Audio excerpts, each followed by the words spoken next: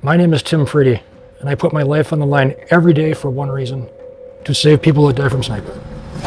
He was supposed to be dead, but he survived. It's almost a miracle. He was bitten by the deadliest snakes on Earth, more than 200 times. Bites from black mambas, cobras, taipans. Names terrifying enough to strike fear into any heart. Their venom can bring down the strongest human in minutes, and yet he lived. In fact, his blood has become a rare biological treasure. One man has become immune to the most lethal venoms on the planet. Tim Freedy may be the man who achieved what laboratories have failed to do for centuries. With his own body, he opened the door to a universal anti-venom for snake bites.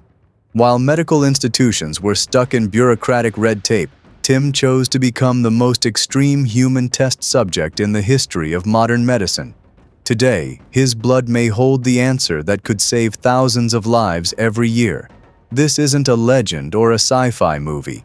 It's the true story of a man who defied death, defied science, and maybe conquered both.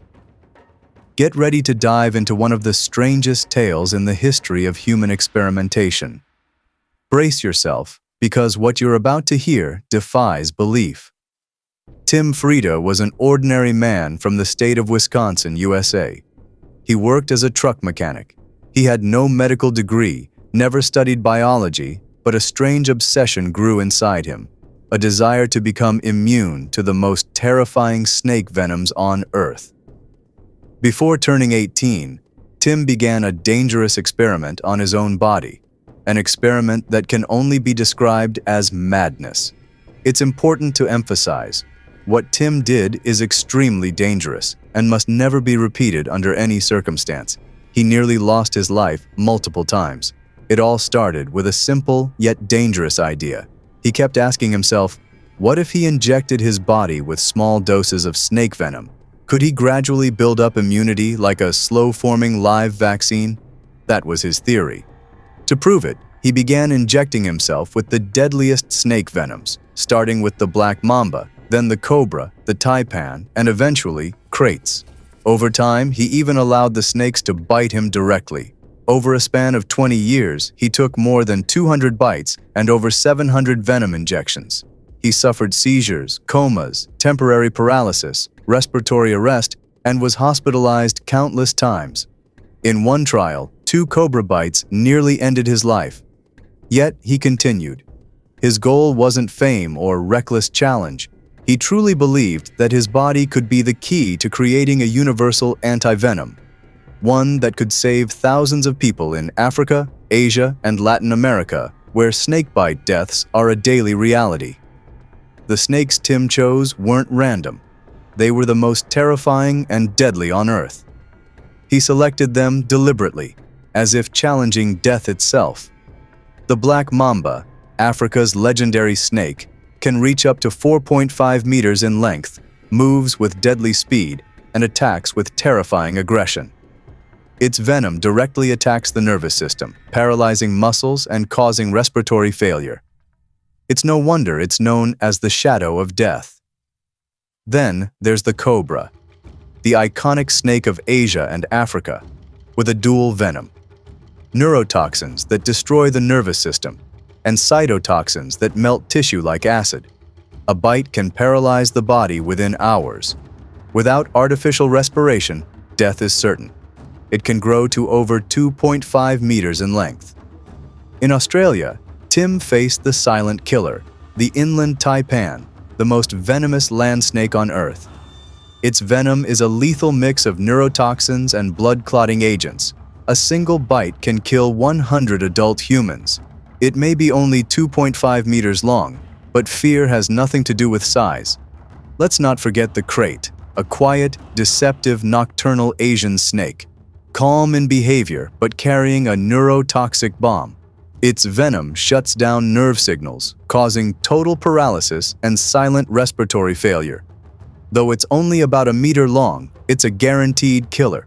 All these venoms entered Tim's body over years. What his immune system did, for the first time, the scientific elite didn't see Tim as a weirdo, but as a living biological treasure.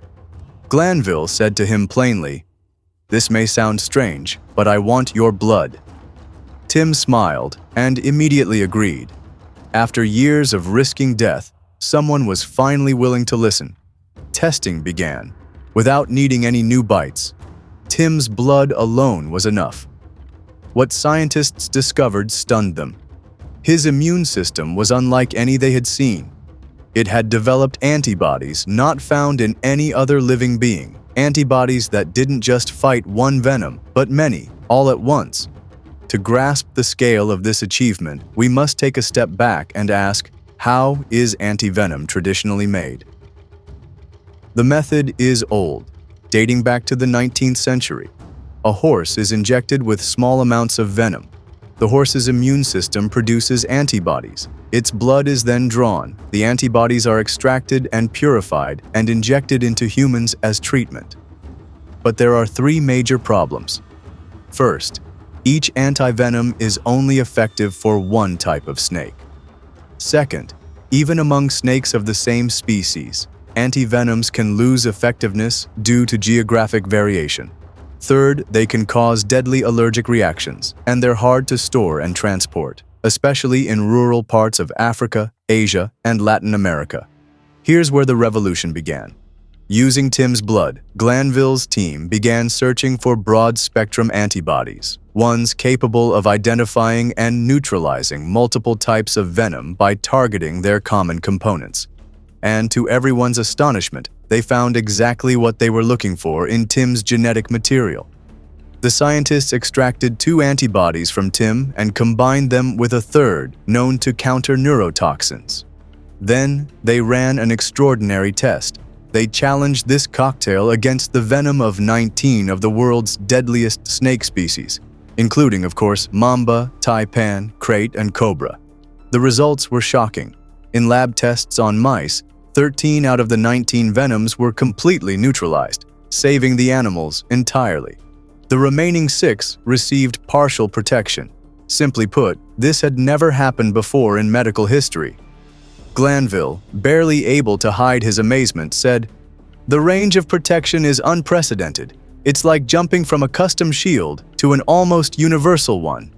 Work is now underway to improve the formula further by adding a fourth antibody that could complete the protection and make the dream a reality, producing just 2 types of antivenom, one for neurotoxins, elipids, and one for blood toxins, hemotoxins.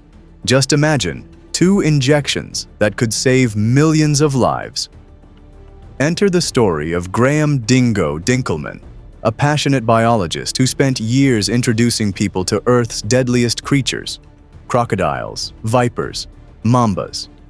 In October 2024, he was bitten by a green mamba inside his home, and despite his expertise and available treatment, he died. His story reopens a painful wound in the heart of science. How many lives could have been saved if we had a universal antivenom? What Tim Frieda has done, despite all the apparent madness, may end up changing history. What once looked like insanity is now a legitimate scientific hope, and it might not be long before we see bottles labeled Universal Antivenom thanks to Tim Frieda. So the real question now is, will we live to see this scientific leap? Perhaps it's closer than you think.